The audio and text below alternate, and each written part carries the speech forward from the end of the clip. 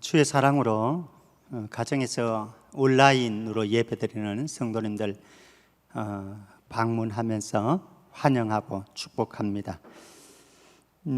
오전 예배 때에 이미 광고됐습니다만은 어쨌든 지금 코로나가 재확산되어지는 기미이고 사실 오늘 토요일, 오늘, 내일 이번 한 주간에 굉장히 중요한 또 분수령이 될 수 있는 것 같습니다.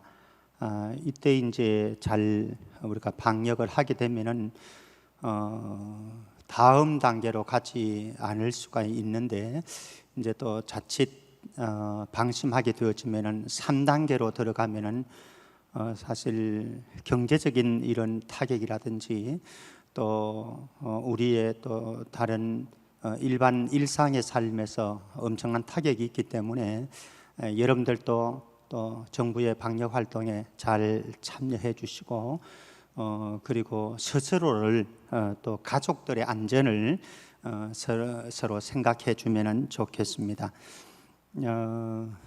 은퇴 및 임직감사 예배는 오늘 그리고 주일 3인 3색 영성집회 3, 4번은 오늘 예배 후에 당회를 잠시 모이기로 했습니다. 그래서 당회 때에 최종 결정이 되어질 것 같습니다. 그러면은 뭐 연기가 될 수도 있고 또 진행할지는 모르겠습니다만은 하여튼 추후에 또 공지를 드리도록 그렇게 하겠습니다. 예, 다른 특별한 광고 없으면은 주일 오후 찬양 예배를 하나님 앞에 올려드리도록 하겠습니다.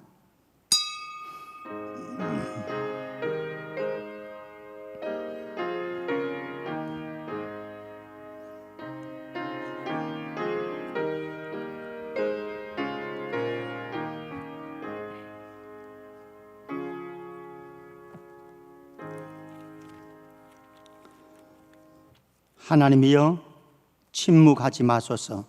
하나님이여 잠잠하지 마시고 조용하지 마소서. 우리의 어려운 상황과 현실 속에서 여전히 살아계시는 주님을 찬양합니다.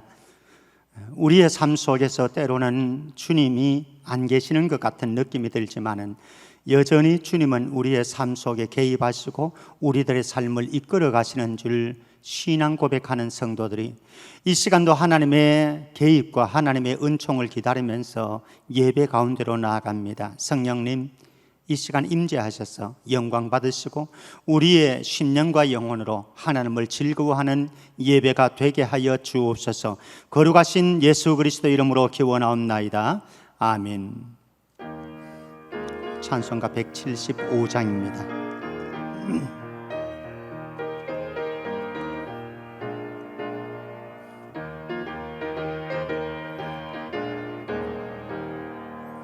신랑 되신 예수께서 다시 오실 때 밝은 등불 들고 나갈 준비됐느냐. 그날 밤에 주님 맞을 등불이 준비됐느냐.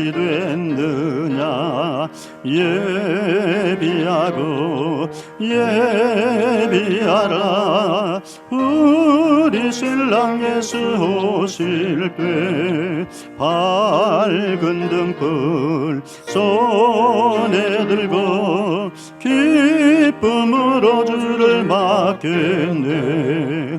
주를 나와 맞으라는 소리 들릴 때 기뻐하며 주를 맞이할 수 있느냐. 그날 밤에 주님 맞을 등불이 준비됐느냐.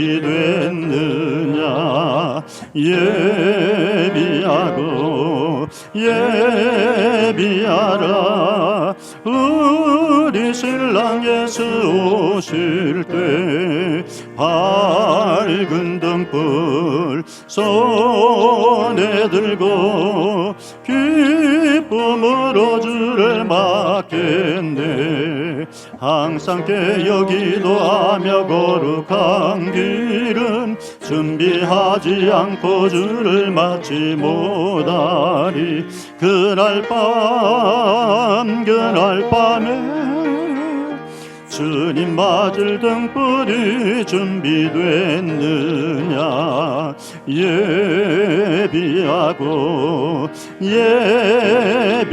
예비하라. 우리 신랑 예수 오실 때 밝은 등불 손에 들고 기쁨으로 주를 맞겠네. 그날 밤에 영화로운 혼인잔치에 기뻐하며 할렐루야 찬송 부르리. 그날 밤에 주님 맞을 등불이 준비됐느냐.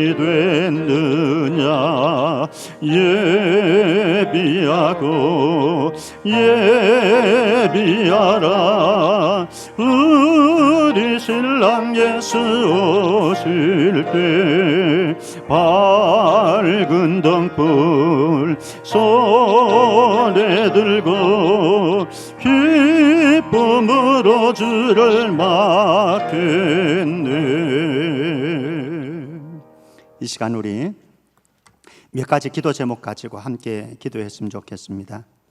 먼저 첫 번째는 코로나 재확산을 두고서 좀 기도했으면 좋겠습니다. 이번 주간 또 어제 오늘 내일 이런 연휴가 되어지는 이 기간에 재확산이 막아질 수 있도록 지금 계속해서 300대에 되기 때문에 이렇게 하면은 3단계로 또 격상되어지게 되어지고 그러면은 많은 큰 영향들이 오게 되어지는데 여기에서 잠잠해지고 멈추어질 수 있도록 하나님이 다스려 주시도록 전염병들이 사라질 수 있도록 우리나라뿐만 아니라 이 지구촌에 코로나 바이러스가 사라지는 은혜가 있도록 우리 잠시 코로나 바이러스의 전염성만 위해서 함께 기도합니다. 하나님 아버지, 이제는 멈추었으면 좋겠습니다. 주님, 언제까지 또 이 피해 속에서 지구촌이 통증을 알아야 되고 또 이 민족이 어려움을 당해야 되고 또 한국교회의 예배가 멈추어야 합니까? 오 주님, 하나님께서 다스리시는 지구촌, 하나님의 통치하에 있는 이 민족 그리고 우리의 삶이 되어질 수 있도록 축복해 주시기를 원합니다. 이번 주가 매우 중요합니다.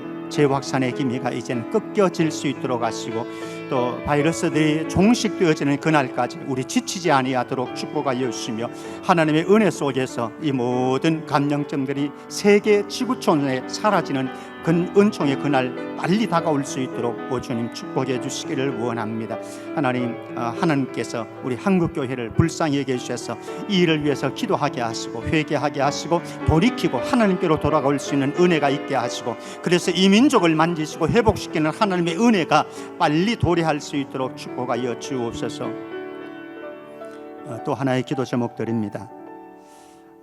우리 공동체 안에 있는 다음 세대들과 자녀들을 생각하면서 기도했으면 좋겠습니다.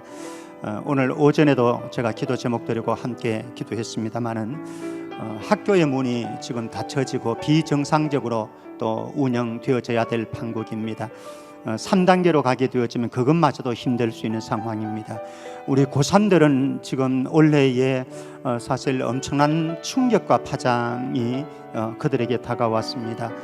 우리 고3 수험생들 하나님의 은혜 속에서 또 안전하게 잘 대처할 수 있고 낭망하지 아니하고 끝까지 포기하지 않도록 우리 학교에 문이 열려지는 것과 우리 수험생들을 위해서 기도해 주시고 그 다음에 우리 공동체의 자녀들 가운데 외국에서 또 국내에서 사업을 하는 또 직장을 다니고 있는 우리 자녀들 많이 있습니다. 하나님께서 그들 고센 땅의 축복, 애굽 땅에 내려갔을 때에 고센 땅의 축복을 야곱의 가정에게 허락하셨던 것처럼 우리 교회에 우리의 자녀들 세계 속에도 고센 땅의 축복이 보호하시는 은혜가 있도록 축복해 달라고 기도해 주시기를 바라고요.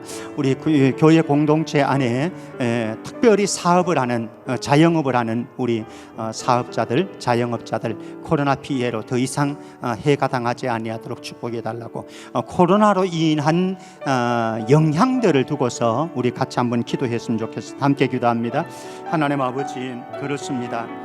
코로나 재확산으로 인해서 또 나라의 이곳저곳이 어려움을 당하고 있습니다. 특별히 우리 학생들이 학원도 가지 못하고 학교의 문도 열려지지 않는 상황 속에 있습니다. 오 주님 불쌍히 여기시고 우리 자녀들이, 우리 손자 손녀들이 학교에 가서 마음껏 뛰놀기도 하고 운동하기도 하고 그리고 친구들과 또 함께 대화 나누면서 웃으면서 그렇게 학교 생활을 영위해야 되는데 지금 다 닫혀졌습니다. 아버지 하나님, 빨리 재확산이 막아지고 방어되어지고 방역되어져서 우리의 자녀들과 우리의 손자 손녀들이 학교에 가서 마음껏 또 학원에 가서 마음껏 공부할 수 있는 그날에 올 수 있도록 오 주님 축복해 주시기를 원합니다. 아버지 하나님, 우리의 자녀들 가운데, 우리의 손자 손녀들 가운데 외국에 가서 기업을 하고 직장생활을 하고 또 외지에서 또 기업을 하고 직장생활을 하는 우리 자녀들 많이 있습니다. 하나님께서 은혜 베풀어 주시옵시고 그들의 기업에 직장에 어려움 없도록 도와주시고 우리 성도들이 하는 또 사업장과 직장 가운데 하나님께서 함께 해주시기를 원합니다. 성도들 작은 가게들이 많이 있습니다. 하나님, 엄청난 타격을 받고 있는 이 시점에 하나님이 도우시는 은혜가 있도록 꼭 축복하시고 고센 땅의 복을 꼭 하나님이 보호하시고 돌보시는 은혜가 있도록 오 주님 축복해 주시기를 원합니다. 아버지 하나님, 특별히 고3 수험생들, 재수생들 주님께서 함께하여 주옵시고 그들 공부하는 동안 어려움 없도록 하시고 낙심하지 아니하도록 하시고 최악의 상황에서 공부하지만은 최선의 결과를 가져올 수 있도록 주님 축복하여 주시며 그들의 마음에 병이 생기지 않도록 우울증이 찾아오지 아니하도록 하나님께서 그들을 친히 보호하여 주시기를 원합니다. 우리 믿음의 권속들 가정과 직장과 사업장과 어디에 있든지 주님과 함께 동행할 수 있는 그들의 삶이 되어질 수 있도록 꼭 축복하여 주옵소서. 한 가지 기도 제목만 더 가지고 기도했으면 좋겠습니다. 지금 교회에서 하고 있는 준비하고 있는 사역들이 있습니다. 임직식도 사실은 날짜를 정해두고 있습니다만은 사실 장담은 할 수가 없습니다. 그리고 또 리모델링도 지금 아마 오늘 장로님들이 계약건으로 또 함께 계약을 하게 되어질 것 같습니다. 계약되어지고 또 공사도 순적하게 진행되어질 수 있도록 경미한 사고도 일어나지 아니하도록 특별히 코로나의 전염의 감염의 위험성이 없도록 은혜를 베풀어 달라고 기도해 주시면 좋겠고요. 우리 예배를 위해서 예배에 우리가 온라인으로 드리지만은 하나님의 임재는 여기나 또 여러분들의 가정이나 동일하니까 하나님의 임재 속에 하나님께서 가장 기뻐하는 예배를 올려드릴 수 있도록 축복해 달라고 우리 교회 임직식 그리고 리모델링 오늘 드리는 예배를 위해서 우리 함께 기도합니다. 하나님 아버지, 하나님께서 우리 교회 공동체 가운데 함께하여 주시기를 원합니다. 코로나로 인해서 여러 가지 사역의 어려움을 경험하고 있습니다. 하나님, 그 속에서도 또 하나님이 일해 가시는 일들이 분명히 있을 것을 저희들은 믿고 또 감사합니다. 아버지 하나님, 주어진 여건 속에서 하나님을 사랑하는 법을 알게 하시고 하나님의 말씀에 순종하는 법을 더 깊이 깨닫게 하시고 하나님께서 인도하시는 삶의 현실에서 믿음으로 살아갈 수 있는 넉넉한 믿음의 여유를 가질 수 있는 성도들 되게 하여 주옵소서. 오 주님, 이 시간 하나님께서 우리 성도들 가정과 또 직장과 사업장 안에뿐만 아니라 교회 공동체가 움직이는 행보 속에도 하나님의 다스림이 꼭 있도록 축복해 주옵소서. 임직식 준비를 해가고 있습니다. 우리 임직자들 또 기도로 준비해가고 있는데 어려움 봉착했습니다. 주님 다스려 주시옵시고 하나님의 안전한 은혜 속에서 또 임직을 준비해가고 은퇴를 준비해갈 수 있도록 오 주님 축복해 주시기를 원합니다.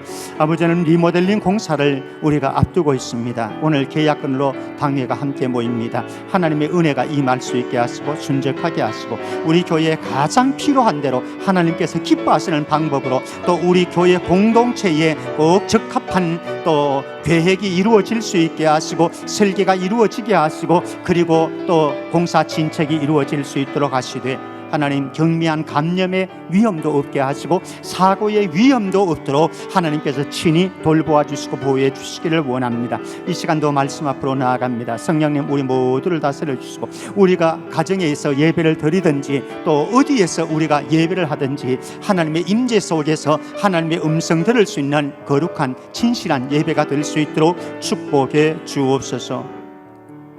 존귀하신 아버지 하나님, 믿음의 권속들 가정에서 온라인으로 예배합니다. 예배하는 그곳에 성삼위 하나님 임재하셔서 영광 받으시고 우리의 심령과 영혼 속에 하나님의 은혜로 가득 채워 주옵소서. 거룩하신 예수 그리스도 이름으로 기도하옵나이다. 아멘.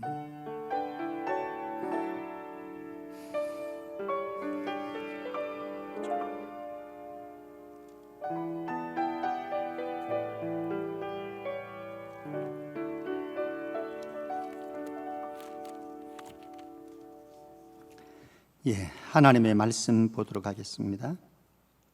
마태복음 24장 36절과 44절만 보도록 하겠습니다. 사실 마태복음 24장과 25장은 종말에 대한 부분을 말씀을 하고 있습니다. 종말에 어떤 일이 일어나는지, 또 종말에 어떻게 믿음을 관리해야 하는지에 대한 말씀을 마태복음 24장 25장에서 말씀합니다마는 오늘은 우리 편리상 36절과 44절만 보도록 하겠습니다. 제가 말씀 봉독해 드리겠습니다. 36절 먼저 봅니다. 그러나 그날과 그때는 아무도 모르나니 하늘의 천사들도 아들도 모르고 오직 아버지만 아시느니라. 44절 봅니다. 이러므로 너희도 준비하고 있으라. 생각하지 않은 때에 인자가 오리라. 아멘. 지금 오후 찬양 예배 때에는 계속해서 바른 믿음 시리즈, 바른 신앙 시리즈를 우리가 보고 있습니다. 지난주에는 부활에 대한 바른 신앙을 보았습니다. 오늘은 예수님의 재림에 대한, 종말에 대한 바른 신앙을 살펴보려고 합니다. 먼저 종말과 예수님의 재림과 심판의 연계성을 한번 보도록 하십시다. 종말, 예수님의 재림, 심판 연결되어 있다라고 하는 것이죠. 인간의 종말을 말할 때에 종말에는 두 가지 종말이 있습니다. 하나는 개인적인 종말이 있고 하나는 우주적인 종말이 있습니다. 개인적인 종말이라고 하는 것은 개인이 살다가 죽는 것이죠. 죽음이라고 하는, 개인적인 죽음이라고 하는 것, 개인적인 종말입니다. 그런데 또 하나의 종말은 우주적인 종말인데, 이것은 인류 보편적인 종말입니다. 그래서 이 종말은 하나님의 심판을 말하는 종말인 거죠. 이때는 모든 인류가 하나님의 심판대 앞에 서게 되어집니다. 그래서 우주적인 종말이다. 지혜로운 사람은 반드시 늘 개인적인 종말인 죽음을 준비하면서 삽니다. 뿐만 아니고 개인적인 죽음을 준비할 뿐만 아니라 우주적인 종말의 마지막 심판이 있기 때문에 심판을 준비하면서 살아가는 거죠. 오늘의 삶을 누린다고 할지라도 오늘의 삶에 도취되어서 살아가는 삶이 아니라 죽음이라고 하는 개인적인 종말을 눈앞에 늘 의식하면서 살아가고, 죽음의 개인적인 종말을 저 너머에 우주적인 종말, 하나님의 심판대 앞에 서게 될 그때를 생각하면서 떨림과 두려움으로 구원을 이루어가는 것이죠. 자, 그런데 이 마지막 우주적인 종말은 무엇과 연결되는가 하면 예수님의 재림과 연결이 되어집니다. 예수님의 재림이 있고 난 이후에 모든 인류는 하나님의 심판대 앞에 서게 되어지고 하나님의 심판이 이루어지게 되어지는 거죠. 마지막 심판입니다. 백보자 심판이라고 할 수 있겠죠. 그리고는 그들의 운명은 두 갈래로 갈리워지는 거죠. 영벌의 세계로, 영원한 생명의 세계로 갈리워집니다. 최후 심판인 거죠. 그래서 우주적인 종말은 예수님의 재림과 연결되어졌고, 이 예수님의 재림 때에는 마지막 심판이 이루어진다라고 하는 것입니다. 자, 그러면은 이 마지막 심판, 종말에 있게 되어질 마지막 심판은 두렵고 엄중한 심판이기 때문에 종말 이전에 살아가는 우리의 삶이 매우 중요하다라고 하는 거죠. 마지막 이 심판은요 매우 엄중합니다. 불의가 전혀 없습니다. 아주 공평하게 행한 대로 심판을 받게 되어지는 거죠. 그래서 두렵고 떨림으로 하나님의 심판을 기다려야 되는데, 이 심판의 근거는 무엇인가? 저와 여러분들이 이 땅에 살아가는 현재의 삶이 반영되어지는 거죠. 그래서 우리가 이 땅에 오늘 현재를 살아가는 한날 한날 매 순간의 삶이 이때의 심판을 결정하기 때문에 오늘 우리의 삶을 어떻게 사느냐가 매우 중요하다라고 하는 거죠. 그래서 종말신앙, 바른 종말신앙은, 바른 재림신앙은 오늘 우리의 삶의 옷깃을 여미도록 한다. 그런데 사단은 종말을 흐려놓으려고 합니다. 그리고 예수님의 재림에 대한 불신 내지는 오해를 불러일으키려고 합니다.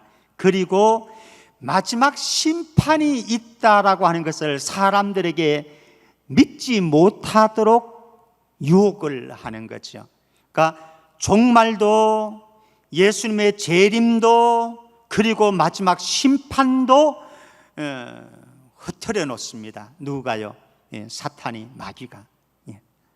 자, 그러면은 종말에 대한 예수님의 교훈을 이미 제가 말씀드렸습니다만, 마태복음 24장 25장에서는 마지막 때에 있을 종말의 현상에 대해서 말씀을 하고 있고, 예수님의 재림에 대한 말씀을 하는데, 한번 24장 25장을 간단하게 좀 나누어서 보십시다. 이걸 다 설명을 할 수는 없습니다. 그러나 24장의 내용은 어떤 내용인가, 25장의 전체 내용은 어떤 것인지 간단하게 한번 보도록 하십시다. 마태복음 24장은 감람산 강화라고 그럽니다. 감람산에서 예수님께서 마지막 종말에 대한 말씀을 해주셨습니다.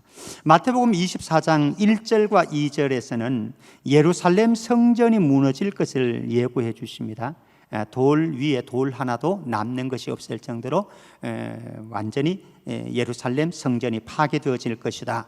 예루살렘의 멸망을 예고를 해주고 있습니다. 그러니까 제자들이 궁금했습니다. 예수님, 어느 때에 그런 일들이 일어납니까? 어느 때에 인자가 오게 되어집니까? 그리고 세상의 종말의 끝은 언제입니까? 이런 질문을 하게 되어지죠. 그래서 제자들의 질문과 그에 대한, 제자들의 질문에 대한 예수님의 답변을 해 줍니다. 그래서 예수님의 재림과 세상 끝날에 있을 징조들을 몇 가지 이제 열거를 해 줍니다. 조금 이따 간단하게 징조 보겠습니다만은, 15절에서 28절에 이제 큰 환난이 닥칠 것을 예고를 해줍니다. 그 징조 가운데 하나인 거죠. 징조 가운데 하나인데 큰 대환난이 이루어질 것이다. 이 대환난을 두고서도 또 그 전천년설을 가진 사람이나 무천년설을 가진 사람이나 입장은 조금 달라집니다만은, 어쨌든 큰 환난이 닥쳐질 것에 대해서 예수님 재림 전에 또 종말이 임할 때에 그런 대환란이 닥쳐질 것이다 예고를 하셨습니다. 그리고 29절에서 31절 말씀에 보면은 인자이신 예수님께서 오시게 될 것을 예고를 해 주셨고요. 그 다음에 32절에서 51절 말씀에 가면 무화과나무 비유를 들면서 예수님께서 도둑같이 임하신다, 도둑같이 오신다 라고 하면서 너희들은 깨어서 준비해라 그렇게 말씀을 합니다. 그래서 마태복음 24장 전체는 종말에 대한 예수님의 재림과 관계되어진 말씀을 해줍니다. 그리고 마태복음 25장에는요 비유가 세 가지가 소개되어지는데 세 가지 비유 다 모두 종말과 관계되어지는, 예수님의 재림과 관계되어지는 비유들입니다. 먼저 1절에서 13절까지 보면은 열처녀 비유가 나옵니다. 열처녀 비유의 핵심은 무엇인가 하면은 너희들이 미리 준비해라 이런 말씀입니다. 너희들이 미리 준비해라. 그날을, 신랑 오는 그날과 그 시를 준비해라 이렇게 말씀을 합니다. 그 다음에 14절에서 30절 말씀에서는 달란트 비유를 주고 있습니다. 우리가 너무나 잘 아는 달란트 비유인데요, 달란트 비유의 핵심은 무엇인가 하면요 마지막 날에 결산과 정산이 반드시 있다라고 하는 겁니다. 그래서 살아가는 동안 한 날 한 날의 삶의 현장 속에서 결산의 때, 마지막 정산의 때를 염두에 두고서 현실에 충실하게 살아가라 이렇게 말씀을 하고 있습니다. 그 다음에 31절에서 46절 말씀에 가면은 양과 염소의 비유가 나오는데 그 비유의 핵심은 무엇인가 하면은 너희들이 행한 대로 보응받는다.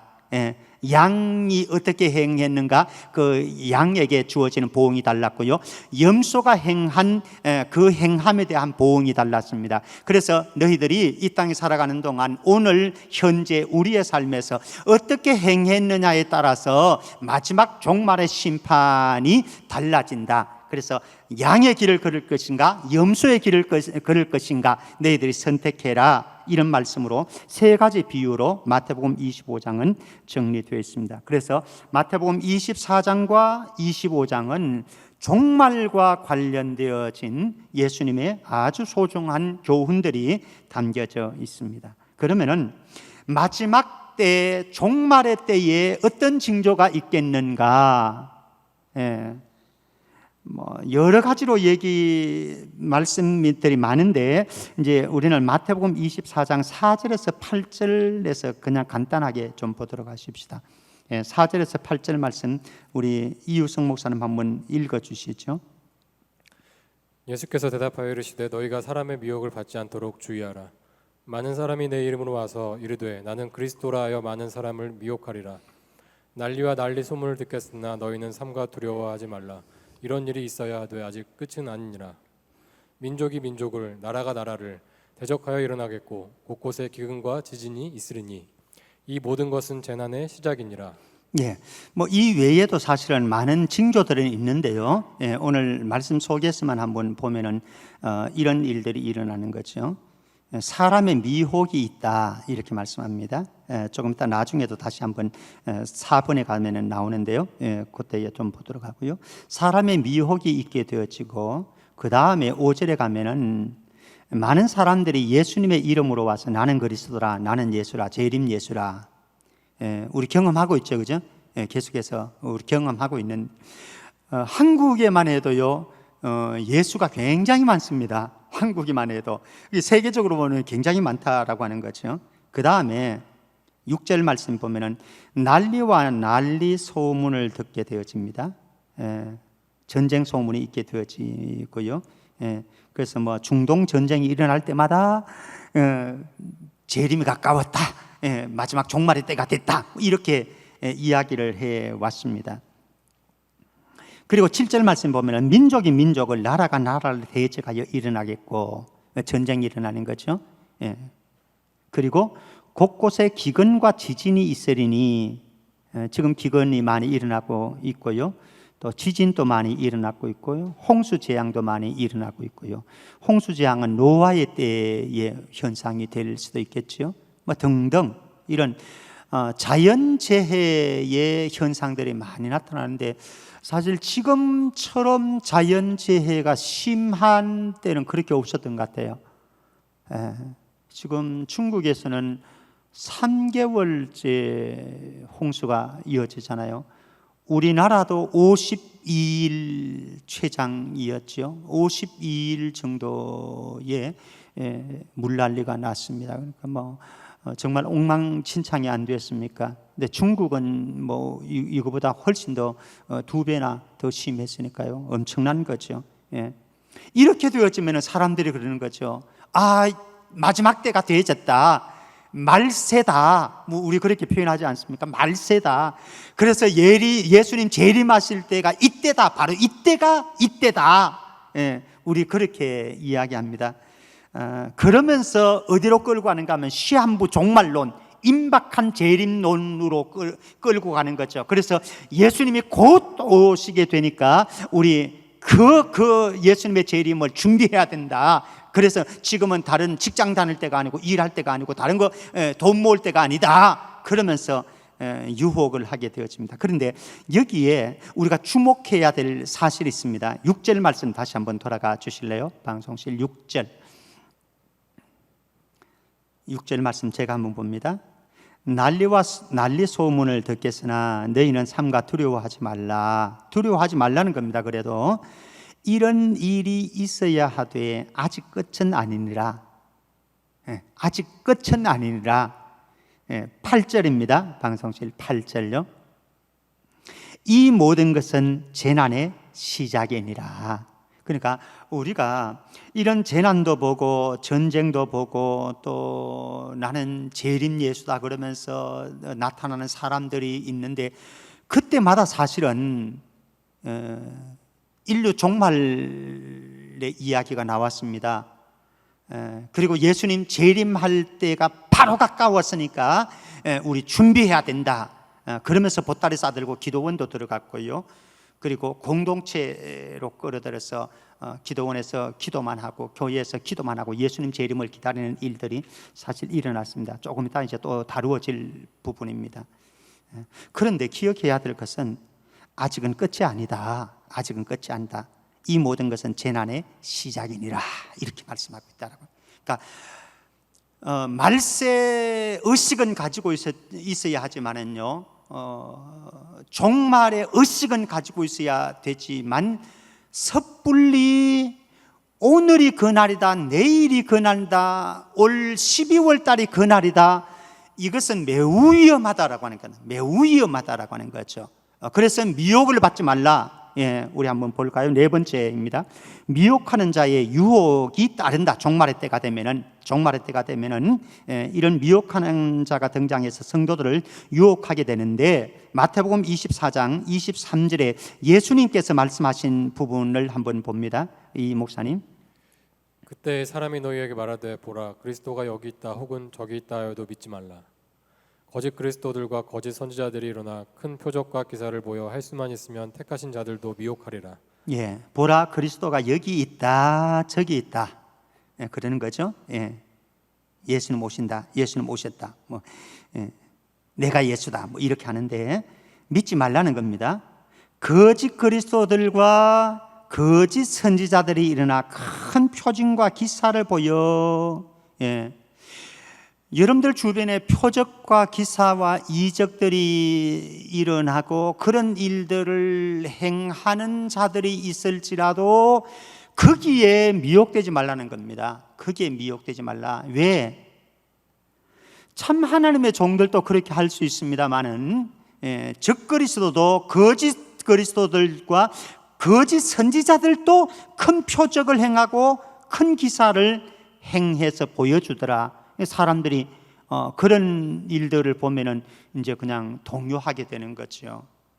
그러지 말라라고 하는 겁니다. 자, 그러면 데살로니가 교회로 한번 찾아가 보십시다. 데살로니가 교회가 예수님의 재림을 두고서 또 종말의 신앙으로 혼란한 교회가 바로 데살로니가 교회였는데요. 데살로니가 전서에도 그렇고 후서에도 그렇고 종말에 대한 예수님의 재림에 대한 이야기를 굉장히 말씀을 많이 하고 있는 곳이 바로 데살로니가 전후서입니다. 자, 데살로니가 후서 2장 3절 4절 한번 보십시다. 데살로니가 후서 2장 3절 4절 이 목사님.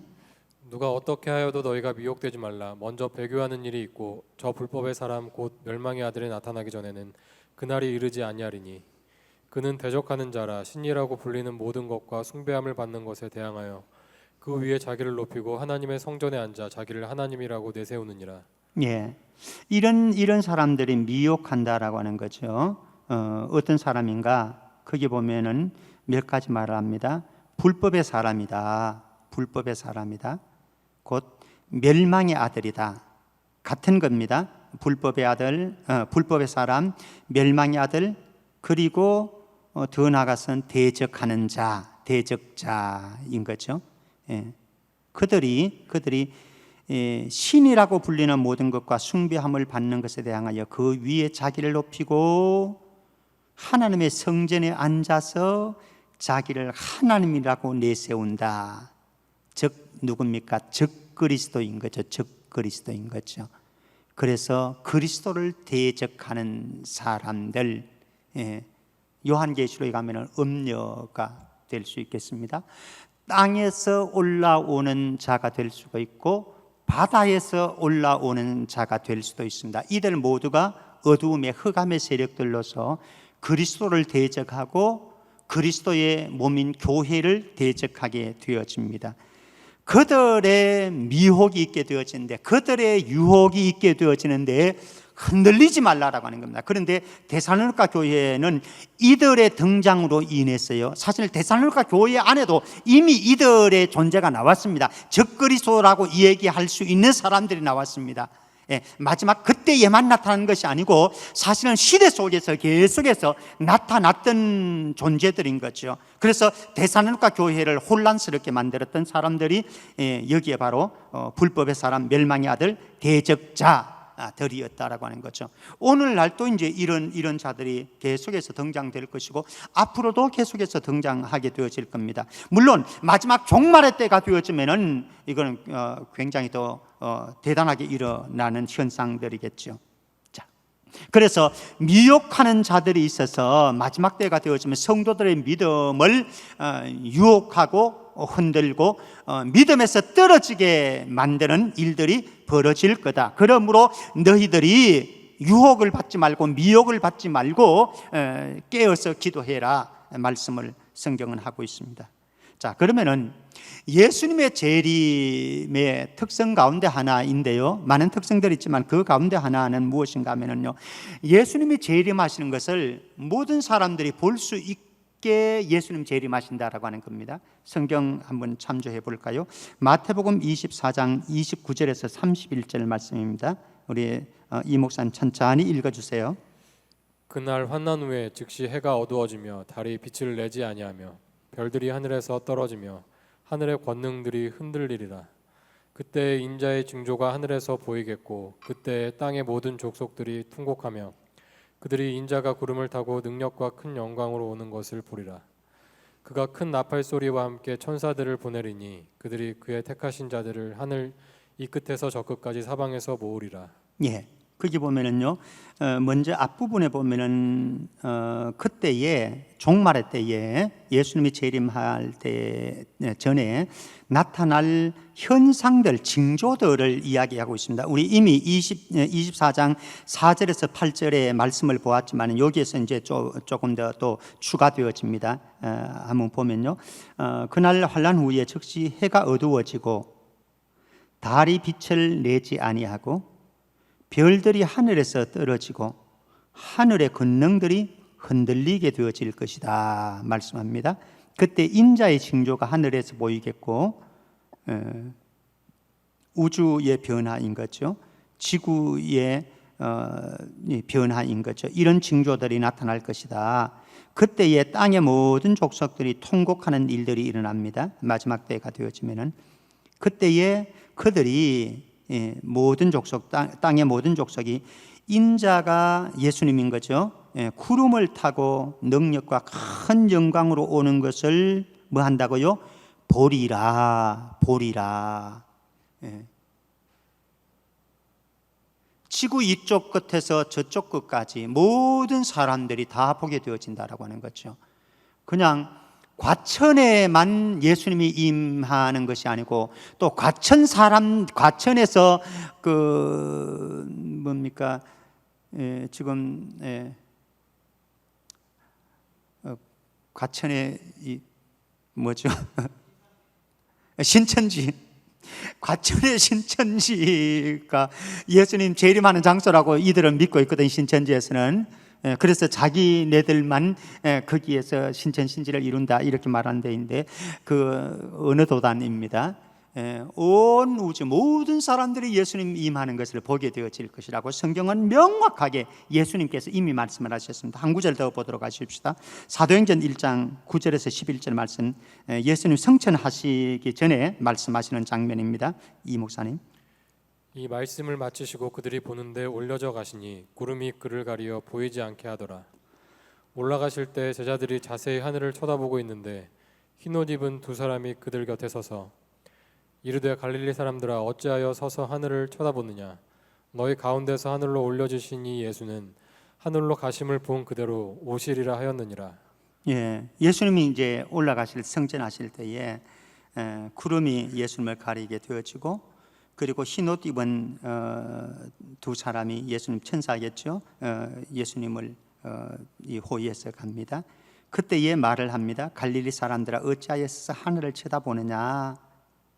예수님을 쳐다보고 있는 거죠. 제자들이, 그리고 무리들이 예수님을, 올라가시는 예수님을 쳐다보고 있습니다. 그러니까 천사들이 말을 합니다. 너희 가운데서 하늘에 올려진 이 예수는 하늘로 가심을 본 그대로 오시는 것을 너희들이 볼 것이다, 이렇게 말씀을 하는 거죠. 그러니까 예수님 재림하실 때에 천사장들을 대동하고 천사들이 나팔을 불고 또 믿는 사람들의 다시 이제 오게 되어지는데, 그때에 모든 인류의 사람들이, 살아있는 사람들인 거죠. 모든 인류의 사람들이 오시는 예수님을 보게 되어질 것이다 라고 하는 겁니다. 사실은 지금은 위성이 발달되어지고 위성 중계가 가능하고 또 이런 인터넷이 발달되고 SNS가 발달되어지면서 이게 이럴 수 있겠다, 맞다, 이렇게 되어진다, 이렇게 하지만요, 사실은 고대 사회에서는 사실은 이게 좀 안 믿어질 수도 있었고요. 과연 뭐 그럴 수 있을 것인가? 이 지구촌이 있다고 한다면 이쪽 끝에서 저쪽에 있는 사람들이 도무지, 우리나라에서 미국에 가는 것만 해도요, 비행기를 타고 가면은 10몇 시간을 가게 되어지는데 어떻게 그런 사람들이 다 보게 되어지느냐라고 하는 거죠. 믿을 수 없는 일이었지만은 지금은 충분하게 위성 중계가 되어지는 이 시대 속에는, 우주로 달나라를 가는 이 시대 속에는 얼마든지 가능할 수가 있다라고 하는 것이 우리에게는 받아들여지는 거죠. 근데 분명한 것은 예수님께서는 모든 사람들이 보는 그대로 오실 것이다. 우리의 육안으로, 눈으로 보게 될 것이다. 예수님은 말씀을 하셨습니다. 그게 현실이 될 거예요. 그 언젠가는. 그런데 이제 이런데 오늘 우리가 좀 주의하려고 하는 것은 이 부분입니다. 그릇된 종말 신앙을 가진 사람들이 있다라고 하는 거죠. 그릇된 종말 신앙. 특별히 그릇된 종말 신앙을 얘기할 때에 두 가지. 하나는 예수님의 재림 날짜에 지나치게 집중하는 현상들, 시한부 종말론이라고 하는 거죠. 시한부 종말론이라고 하는 첫 번째. 두 번째는 예수님께서 드디어 오시다 보니까 영적인 무관심과 방심이 이루어지더라라고 하는 두 극단이 있습니다. 사실 두 극단 다 잘못된 종말 신앙을 가지고 있는 것이죠. 다시 한번 그러면은 예수님의 재림 날짜에 집중하는 시한부 종말론자들의 모습 한번 보면요, 우리 이 목사님 마태복음 24장 36절. 그러나 그 날과 그때는 아무도 모르나니 하늘의 천사들도 아들도 모르고 오직 아버지만 아시느니라. 예수님이 분명하게 말씀하셨어요. 그날과 그때는 아무도 모르나니 하늘의 천사들도 아들도 모르고 오직 아버지만 아신다. 예수님 분명히 말씀하셨거든요. 마태복음 24장 50절. 생각하지 않은 날 알지 못하는 시각에 그 종의 주인이 이르러. 예, 생각하지 않은 날, 알지 못하는 시각입니다. 그때에 급작스럽게 오신다라고 하는 거예요. 갑작스럽게 오신다라고 하는 거죠.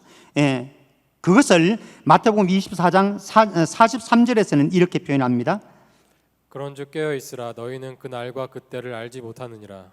마태복음 25장 13절이었습니다. 그것은 마태복음 25장 13절에서는 그런즉 깨어 있으라 너희는 그 날과 그때를 알지 못한다 말씀했습니다. 마태복음 24장 43절 말씀. 너희도 아는 바니 만일 집주인이 도둑이 어느 시각에 올 줄을 알았더라면 깨어 있어 그 집을 뚫지 못하게 하였으리라. 예, 도둑같이 온다라고 하는 거예요. 만약에 오늘 저녁에 저희 집에 이제 도둑이 통보를 문자를 줬습니다. 김병태 목사, 내가 오늘 저녁에 당신 집에 12시 반에 갈 거다. 이렇게 통보를 줬다라고 하십시다. 그러면은 저는 우리 형규 세린이 다 깨워서 그리고 우리 그 딸 혜린이 오라고 그러고 또 사위 규석이 오라고 그래가지고 아니면 우리 교역자들까지 우리 집에 동원해가지고 강도를 도둑을 저희들은 보초 딱 설 겁니다. 그럼 와봐야 뭐 소용없는 거죠. 예. 도둑이 날짜 가르쳐주고 시간 가르쳐주고 언제 간다 이렇게 하지 않잖아요. 예수님 재림하시는데 그렇게 오신다고요. 아무도 모르는 때 갑작스레 예수님 오신다 이렇게 말씀했습니다. 그런데 문제는 무엇인가 하면은 사람들이 자꾸 그날이 언제고 그 시간이 언젠가 여기에 자꾸 집중합니다. 예수는 모른다, 나도 모른다, 아버지만 아신다라고 했는데 인간들이 자꾸 만듭니다. 아마 프랑스의 의사였고 천문학자였고 예언가 활동을 했던 노스트라다무스의 예언 때문에 그런 것 같습니다. 그 이후에 계속해서 일어났거든요. 노스트라다무스는 1547년부터 예언 활동을 했던 르네상스 시대의 최고의 예언가이다 뭐 이렇게 이야기를 합니다. 그런데 노스트라다무스가 언제 예수님이 재림하신다고 얘기했는가 하면 지구의 종말이 1999년 7월에 지구의 종말이 임한다 이렇게 얘기를 했거든요. 그런데 그때 예수님 안 왔어요. 해프닝으로 끝났어요. 그 이후에 노스트라다무스의 종말에 대한 예언이 어긋나고 그 이후에도 끊임없이 일어났는데 한반도에 우리나라에서도 몇 차례 일어났는데 사실 다 흩탕쳤거든요. 근데 문제는 무엇인가 하면 흩탕치는 것을 우리가 다 경험했으면서도 또 그때가 되어지면 또 속아 넘어가 미혹에 빠져들어가더라라고 하는 거죠. 우리나라에 대표적인 사건이 있었잖아요. 언제였습니까? 다미선교에서 이장림 씨가 얘기했던 1992년 10월 28일 24시에 예수님 재림하시고 성도는 휴가한다 뭐 이렇게 예언했죠. 근데 그때 예수님 왔습니까? 안 왔어요. 자, 우리 그래서 한번 그때의 장면 한번 보십시다. 한번 방송실 보여주시겠습니까? 옆에 있는 사람이 갑자기 올라가고 그렇게 됩니까? 눈 깜짝할 사이에. 예. 그러니까 옆에 있는 사람 올라가는 장면을 못 보죠. 순식간에 모르죠. 우리의 소망은 오직 그거기 때문에 휴고가 일어나면은 그냥 휴고 될 걸 믿습니다. 옆에는 따님인가? 예. 몇 살? 7살입니다. 7살. 휴고가 뭔지 알아요? 네. 뭐예요? 예수님 공동체.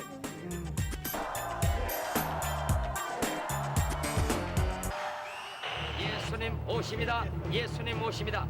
금년 10월 예수님 오십니다. 예수님 오십니다. 예수님 오십니다. 금년 10월 시한부 종말론은 올해 10월 28일 예수의 공중 재림과 함께 신심이 깊은 신자는 휴거되고 나머지 사람은 50억 명이 사망하는 대환란에 쌓인다는 것입니다.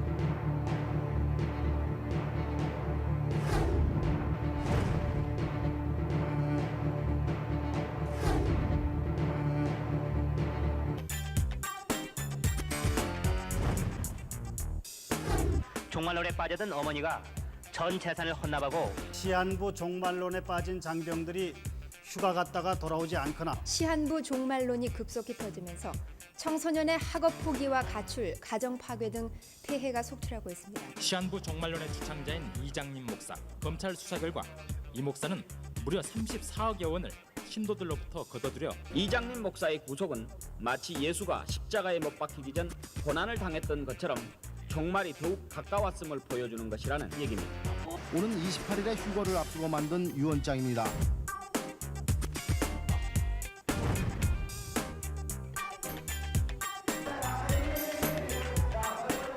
11시 10분 취재팀이 어렵게 현장에 들어갈 수 있었습니다. 정신이 멍할 정도의 찬송소리와 엄청난 열기가 몸을 움츠러들게 합니다.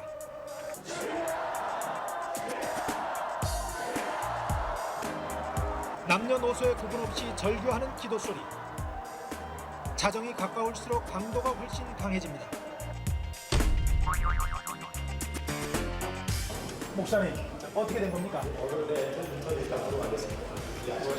오늘 24시까지 24시 지났잖아요. 또 어떤 또 역사가 있겠죠. 조금 더 기다려 보겠습니다. 예.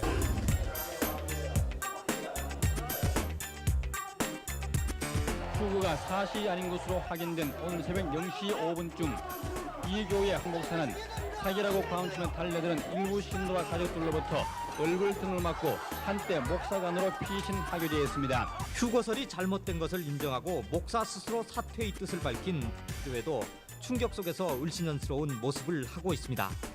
성산동의 교회는 아예 다른 곳으로 이사를 해버렸습니다.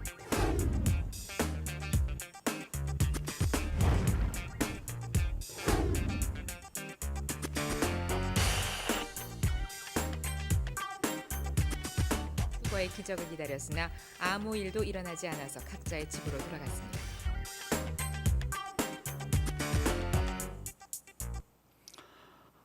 참 우리 시대에 우리가 겪었던 일입니다.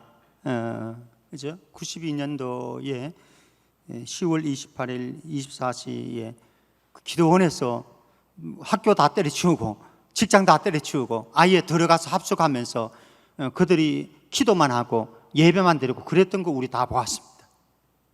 그런데 놀라운 것은 그 이후에도 이런 시한부 종말론자들이 일어나는데 거기에 성도들이 흔들리고 있더라라고 하는 거죠. 앞으로도 계속 일어날 거예요. 앞으로도 계속 일어날 거예요. 잘못된 종말론인 거죠. 예수님이 분명히 나도 모른다, 천사도 모른다, 오직 하나님 아버지만 아신다. 그런데 왜 알려고 그래요? 조금 이따가 바른 종말론 신앙을 보겠습니다만 또 하나 재림의 날에 극단적인 시한부 종말론자들이 있고 또 한편에 또 다른 극단도 있어요. 어떤 극단인가? 마태복음 25장 5절 말씀 이 목사님. 신랑이 더디 오므로 다 졸며 잘세. 신랑이 오는데 어떻게 온다고요? 빨리 오는 게 아니라 예약된 시간에 오는 게 아니라 더디 오므로. 예수님 오신다고 그러신 지가 2000년이 넘었어요. 그런데도 아직 안 오시잖아요. 그러니까 사람들이 이제는 무디어져요. 그래서 어떤 현상이 일어나느냐? 데살로니가 후서 3장 11절 12절. 우리가 들은즉 너희 가운데 게으르게 행하여 도무지 일하지 아니하고 일을 만들기만 하는 자들이 있다 하니 이런 자들에게 우리가 명하고 주 예수 그리스도 안에서 권하기를 조용히 일하여 자기 양식을 먹으라 하노라.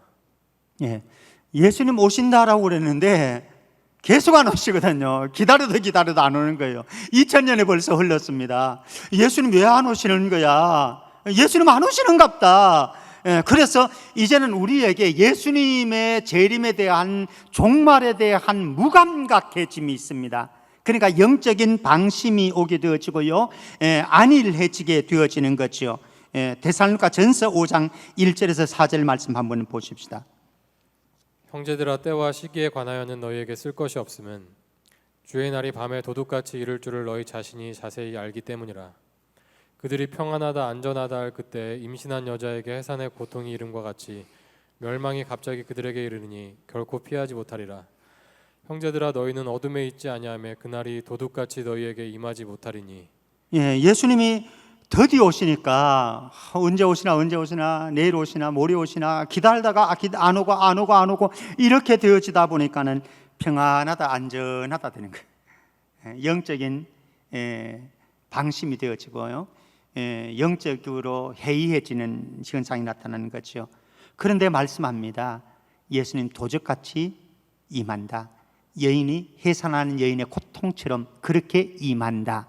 언제 올지 모르. 도적처럼 급작스럽게 온다라고 하는, 급작스럽게. 그러므로 너희들은 깨어 있으라 라고 하는데, 급작스럽게 나타날 때에 이렇게 영적으로 방심했던 자들 또는 불신자들, 불신앙의 사람들, 그 사람들에게는 해산하는 고통이 따르게 되어지는 것처럼 그런 고통의 때가 다가올 것이다. 그러나 바른 예수님의 재림 신앙을 가지고 있고 바른 종말론을 가지고 있는 사람들은 예수님 재림하실지라도 종말이 임할지라도 그들에게는 도적같이 임하는 예수님이 그렇게 의미가 없다. 도적같이 임하더라도 전혀 문제가 될 것 없다라고 하는 겁니다. 전혀. 그러니까 도적같이 임하니까 우리도 모르게 어느 때 어느 순간에 올지 모르니까, 그러니까는 조바심을 가지고 또 두려움을 가지고 불안해서 이렇게 살지 말라는 겁니다. 그렇게 사는 것은 바른 종말 신앙이 아니다라고 하는 겁니다. 대신 어떻게 살아야 되느냐? 너희들은 빛에 속한 자들이고 어두움에 속하지 않았기 때문에 늘 깨어있는 삶을 살아가기 때문에 언제 예수님이 도적같이 임해도 상관없다라고 하는 겁니다. 이게 바른 종말론 신앙이라고 하는 거죠. 자, 그렇다면은 이제 그릇된 종말 신앙 두 가지를 우리 보았습니다. 재림의 날짜에 집중하는 시한부 종말론자들의 극단, 잘못된 것이다. 또 한편으로는 예수님 드디어 오신다고 무관심하고 영적인 방심에 빠지는 것, 이것도 잘못된 것이다. 도적같이 올 수 있다. 그러면 바른 종말 신앙은 어떤 것인가? 몇 가지 보도록 합니다. 첫 번째는 예수님이 다시 오신다는 사실을 늘 마음에 두고 살아야 된다라고 하는 겁니다. 마태복음 24장 29절에서 31절 말씀, 이 목사님. 그날 환난 후에 즉시 해가 어두워지며 달이 빛을 내지 아니하며 별들이 하늘에서 떨어지며 하늘의 권능들이 흔들리리라. 그때 인자의 징조가 하늘에서 보이겠고 그때 땅의 모든 족속들이 통곡하며 그들이 인자가 구름을 타고 능력과 큰 영광으로 오는 것을 보리라. 그가 큰 나팔 소리와 함께 천사들을 보내리니 그들이 그의 택하신 자들을 하늘 이 끝에서 저 끝까지 사방에서 모으리라. 예수는 분명히 말씀하셨습니다. 인자가 구름을 타고 능력과 큰 영광으로 오는 것을 보리라. 예수님 오신다고 말씀했습니다. 그 다음에 데살로니가전서 4장 16절에서 18절 말씀. 주께서 호령과 천사장의 소리와 하나님의 나팔 소리로 친히 하늘로부터 강림하시리니 그리스도 안에서 죽은 자들이 먼저 일어나고 그 후에 우리 살아남은 자들도 그들과 함께 구름 속으로 끌어올려 공중에서 주를 영접하게 하시리니 그리하여 우리가 항상 주와 함께 있으리라. 그러므로 이러한 말로 서로 위로하라. 주께서 호령과 천사장의 소리와 하나님의 나팔 소리로 친히 하늘로부터 강림하시리니, 강림하시는 것은 다시 오신다라고 하는 거예요. 재림하신다, 임하신다라고 하는 겁니다. 오신다라고 하는 거예요. 그러니까 믿음의 사람들은 늘 어떤 마음을 가지고 있는가 하면 언제든지 예수님 오실 수 있다라고 하는 거예요. 예수님 재림하실 수 있다. 언제든지 어느 때나 오실 수 있다라고 하는, 이게 일상이 우리의 삶의 마음에 늘 간직되어져야 된다라고 하는 거죠. 두 번째는 바른 종말 신앙 두 번째는 일상에 충실한 삶을 살아야 한다라고 하는 겁니다. 한번 마태복음 24장 40절에서 42절입니다. 그때 두 사람이 밭에 있음에 한 사람은 데려가고 한 사람은 버려둠을 당할 것이요 두 여자가 맷돌질을 하고 있음에 한 사람은 데려가고 한 사람은 버려둠을 당할 것이니라. 그러므로 깨어 있으라. 어느 날에 너희 주가 임할는지 너희가 알지 못함이니라. 여기 보면은 휴거에 대한 말씀을 합니다. 두 사람이 밭에서 일을 하고 있습니다. 한 사람은 데려가고 한 사람은 버려둠을 당합니다. 또 두 여자가 맷돌질을 하고 있습니다. 한 사람은 데려가고 한 사람은 버려둠을 당합니다. 여기에서 이제 포인트는 데려감을 당하고 버려둠을 당한다. 여기에 포인트가 있습니다만은 한편으로 보면은 여기에 또 다른 차원에서는 두 사람이 밭에서 일을 하고 있던 때였다. 집에서 기도하고 있던 때가 아니고 성전에서 모여서 집회하고 부흥회하는 때가 아니고 금식하는 때가 아니고 두 사람이 밭에서 일을 하고 있었다. 그리고 여자가 맷돌질을 하고 여자의 일상 아니겠습니까? 맷돌질을 하고 있었다. 즉 무엇입니까? 일상에서 충실한 삶을 살아가라라고 하는 겁니다. 매일매일의 삶 속에서 일상을 충실하게 살아가는 것이 바로 바른 종말 신앙을 가진 것이다. 스피노자가 했다라고 그러기도 하고 또 스피노자가 한 말이 아니다 그런 얘기도 하고 어떤 분들은 마틴 루터가 했다 이렇게도 하는데 유명한 말 있죠, 그죠? 내일 지구의 종말이 오더라도 나는 한 그루의 사과나무를 심겠다. 이게 바른 종말 신앙인 거죠. 내일 지구의 종말이 온다고 할지라도 예수님께서 내일 오신다고 그럴지라도 나는 지금 이 순간 한 그루의 사과나무를 심겠다. 이게 바로 바른 종말 신앙인 거죠. 언제 오시느냐 신경 쓸 것 없습니다. 우리의 삶의 그 현장에서 현실에서 오늘 주님이 주신 사명 감당하면 되는 거죠. 세 번째는 미리 준비하는 삶을 살아야 된다라고 하는 것입니다. 마태복음 25장 3절 4절 말씀. 미련한 자들은 등을 가지되 기름을 가지지 아니하고 슬기 있는 자들은 그릇에 기름을 담아 등과 함께 가져갔더니. 여기 우리 잘 알고 있는 열처녀 비유입니다. 지혜로운 다섯 처녀는 미리 기름을 준비해서 혼인잔치에 들어갔고요, 미련한 다섯 처녀는 미리 기름을 준비하지 못해서 혼인잔치에서 쫓겨나는 거죠.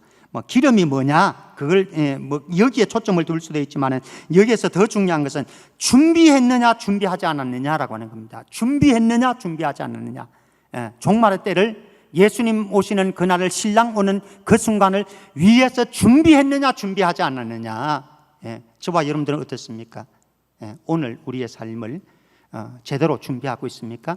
예수님 언제 오실지라도 그 순간을 준비하고 있습니까? 한 구절만 더 보겠습니다. 요한계시록 22장 20절 말씀. 요한계시록 22장 20절 말씀. 이것들을 증언하신 이가 이르시되 내가 진실로 속히 오리라 하시거늘 아멘. 주 예수여 오시옵소서. 마라나타 신앙입니다. 마라나타 신앙. 아람어인데요, 마라나타. 주 예수여 어서 오시옵소서. 주 예수여 어서 오시옵소서. 이게 바로 바른 신앙, 마라나타 신앙. 예수님, 저 기다리고 있습니다. 그러나 기도원에 들어가서 기다리고 있지 않고 교회에 모여서 금식하지 아니하고 내 삶 속에서 어떤 순간, 어떤 상황, 어떤 일이 있을지라도 주님이 나에게 주신 사명 감당하면서 예수님 어서 오십시오, 저 예수님 환영합니다, 이렇게 기다리고 있는, 그래서 삶의 그 현장에서 사명 감당하는 그 사람이 바로 제대로 종말 신앙을 가지고 준비하는 성도이다. 우리 모든 성도님들, 예수님께서 언제 오실지 모르지만은 예수님 반드시 오신다라고 하는 신앙 가지고 그 예수님이 오실 때에 이 우주적인 종말이 임하고 그 이후에는 하나님의 엄중한 심판이 있다고 하는 사실을 기억하면서 오늘 한 날 매일을 사명 감당하는 천국의 삶을 살아갈 수 있기를 주의 이름으로 축원합니다. 기도합니다. 하나님 아버지, 은혜 감사합니다. 재림에 대한, 종말에 대한 바른 신앙 가지고 우리의 믿음 잘 지켜나갈 수 있도록 우리 모두를 축복해 주옵소서. 거룩하신 예수 그리스도 이름으로 기도하옵나이다. 아멘. 마지막 찬송가 180장입니다. 하나님의 나팔 소리 천지 진동할 때에 예수 영광 중에 구름 타시고 천사들을 세계 만국 모든 곳에 보내어 구원받은 성도들을 모으래. 나팔 불 때 나의 이름, 나팔 불 때 나의 이름, 나팔 불 때 나의 이름, 부를 때에 잔치 참여하겠네. 무덤 속에 잠자던 자 그때 다시 일어나 영화로운 부활 승리 얻으리. 주가 택한 모든 성도 구름 타고 올라가 공중에서 주의 얼굴 배우리. 나팔 불 때 나의 이름, 나팔 불 때 나의 이름 나팔 불 때 나의 이름 부를 때에 잔치 참여하겠네. 주님 다시 오실 날을 우리 알 수 없으니 항상 기도하고 깨어 있어서 기쁨으로 보좌 앞에 우리 나가서도록 그때까지 참고 기다리겠네. 나팔 불 때 나의 이름 나팔 불 때 나의 이름 나팔 불 때 나의 이름 부를 때에 잔치 참여하겠네. 한 주간 또 승리하시고요. 온라인 또 예배 끝나고 다시 보는 그날까지 안전하게 한 날 한 날 영적으로 깨어있는 삶 살아가시기를 바랍니다. 기도합니다. 지금은 주 예수 그리스도의 은혜와 하나님의 크신 사랑과 성령의 교통하심이 마라나타 재림신앙을 가지고 마지막 종말의 때를 늘 의식하면서 한 날 한 날의 삶에 충실하게 주님 뜻대로 살아가기를 소망하는 모든 성도들 머리 위에 이제로부터 영원토록 함께 있을지어다. 아멘.